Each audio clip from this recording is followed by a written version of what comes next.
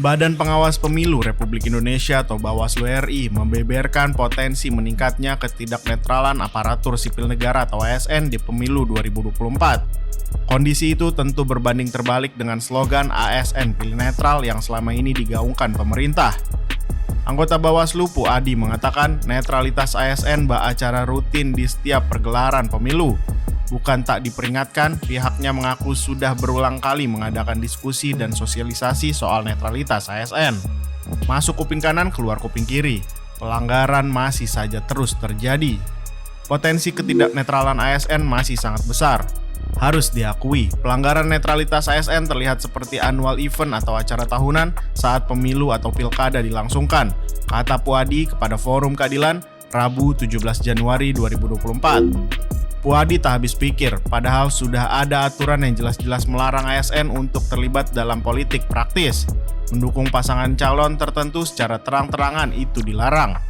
Sebagaimana diketahui, setidaknya ada 3 aturan yang memaksa ASN untuk bersikap netral. Pertama, Undang-Undang Nomor 5 Tahun 2014 tentang ASN. Pasal 2 dalam Undang-Undang ASN menyatakan setiap pegawai ASN harus patuh pada asas netralitas dengan tidak berpihak dari segala bentuk pengaruh manapun dan tidak memihak kepada kepentingan tertentu. Kedua, Undang-Undang Nomor 7 Tahun 2017 tentang Pemilu.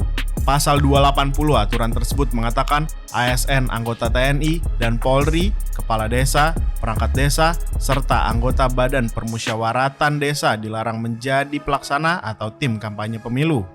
Ketiga, Undang-Undang Nomor 10 Tahun 2016 tentang Pilkada. Dalam aturan itu terdapat 2 pasal yang mengatur tentang netralitas ASN, yaitu Pasal 70 dan Pasal 71.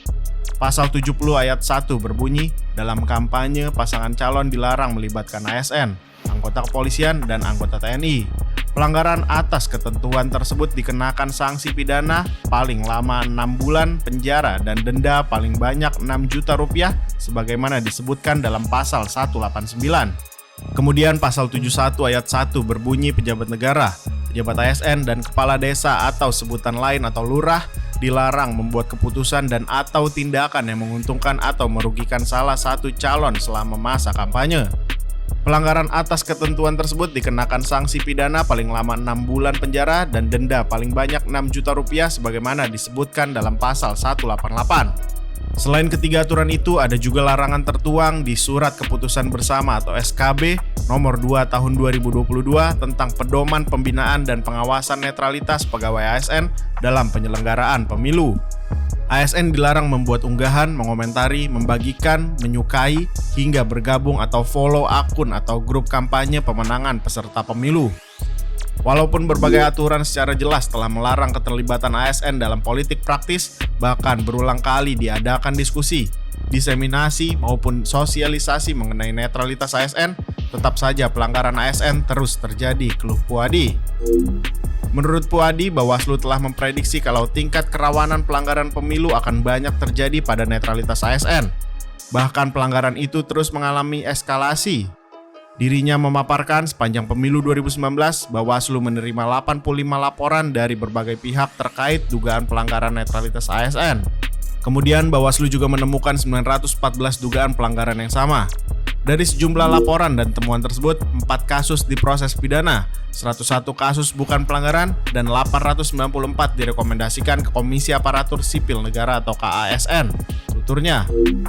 Sementara di pemilu 2024, per 10 Januari 2024, Bawaslu telah menerima 61 laporan atau temuan terkait pelanggaran netralitas ASN dan aturan lainnya.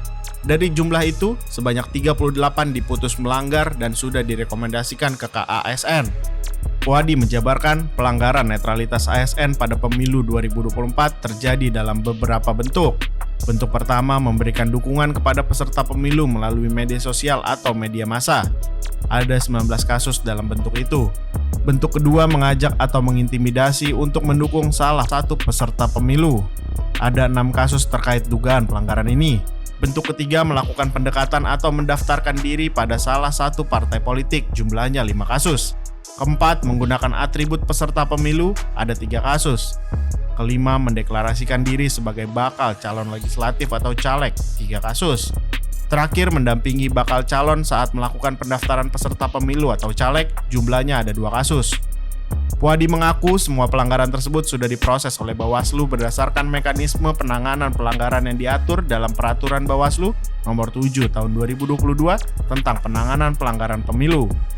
Menurutnya, bentuk pelanggaran ketidaknetralan ASN yang umumnya terjadi antara lain ialah memberikan dukungan melalui media sosial atau massa, menghadiri atau mengikuti acara silaturahmi atau sosialisasi, atau bakti sosial bakal paslon atau partai politik. Kemudian melakukan pendekatan atau mendaftarkan diri pada salah satu partai politik, mendukung bakal calon, dan mendeklarasikan diri sebagai bakal calon. Selain itu, ada juga modus sosialisasi bakal calon melalui alat peraga kampanye atau APK, mempromosikan diri sendiri atau orang lain, dan mengajak atau mengintimidasi untuk mendukung salah satu calon. Puadi mengungkapkan, kasus ketidaknetralan ASN tidak hanya terjadi pada paslon tertentu saja, melainkan tersebar hampir ke setiap peserta pemilu. Ketidaknetralan ASN tersebut hampir tersebar pada setiap peserta pemilu. Umumnya, ketidaknetralan ASN tersebut terkait memberikan dukungan kepada peserta pemilu melalui media sosial dan mengajak atau mengintimidasi untuk mendukung salah satu peserta pemilu, pungkasnya. Potensi peningkatan pelanggaran ketidaknetralan ASN di pemilu 2024 juga diungkapkan oleh KASN. Berdasarkan data KASN per 17 Januari 2024, di pemilu 2019 terdapat 386 ASN yang terbukti melanggar netralitas. Kemudian di tahun 2023 hingga 2024 sudah ada 135 yang terbukti. Angka pelanggaran ketidaknetralan ASN tersebut kemungkinan bertambah. Namun KASN belum bisa memastikan karena pemilu 2024 masih berjalan.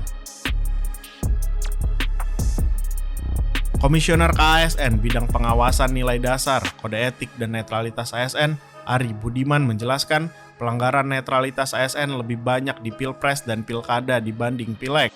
Sedangkan untuk kecenderungan ketidaknetralan ASN lebih condong ke pemerintah daripada ke oposisi.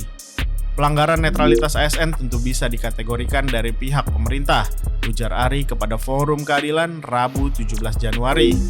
Untuk menanggulangi ketidaknetralan ASN, Ketua KASN Prof. Agus Pramusinto mengaku telah berkoordinasi dengan Bawaslu dan meningkatkan kinerja mereka. KASN melakukan sosialisasi, kampanye, edukasi kepada ASN terkait dengan netralitas. Para ASN harus fokus dalam bekerja dan melayani warga secara adil. Tidak boleh diskriminatif karena perbedaan pilihan politik, ungkapnya. Menurut Agus, ASN sudah seharusnya menjadi contoh untuk netral dan tidak berpihak kepada peserta pemilu. Soal ketidaknetralan ASN, pengamat politik dari Universitas Political Opinion atau IPO, Deddy Kurniasyah punya pandangan berbeda. Menurut Deddy, ketidaknetralannya ASN tidak sepenuhnya menjadi dosa si pelanggar. Deddy menjelaskan ASN sejatinya masuk dalam kategori penyelenggara negara, tetapi mereka diberi hak untuk memilih. Jika ASN diberi hak memilih, harusnya mereka juga dibebaskan saja menentukan arah pilihan. Tidak seharusnya dipaksa netral. Bagaimanapun mereka saat ini statusnya pemilik hak suara, kata Deddy kepada Forum Keadilan Kamis 18 Januari. Deddy mengungkapkan ASN baiknya disamakan dengan TNI dan Polri yang tidak punya hak pilih. Namun apabila masih ingin menjalankan sistem yang ada, maka penegakan hukumnya lah harus diperkuat. Kalau hanya mengandalkan Bawaslu, persoalan netralitas ASN tidak akan kunjung terurai. Sebab menurut Deddy, Bawaslu tak punya wewenang memberi kesimpulan hukum terhadap ASN yang melanggar. Deddy memandang masalah ketidaknetralan ASN juga bersumber pada instruksi pimpinan lembaganya. Jika bukan karena instruksi pimpinan, maka tidak akan secara ekspresif sampaikan pilihan. Mirisnya lagi, Deddy melihat Presiden Joko Widodo seakan membiarkan elit negara hingga kepala daerah memberikan dukungan, khususnya dukungan kepada pasangan Prabowo Subianto dan Gibran Rakabuming Raka di Pilpres 2024. Presiden sendiri lakukan pembiaran terhadap elit negara, mulai dari para menteri hingga kepala daerah yang pro terhadap Prabowo. Wajar jika bawah juga demikian, tukasnya.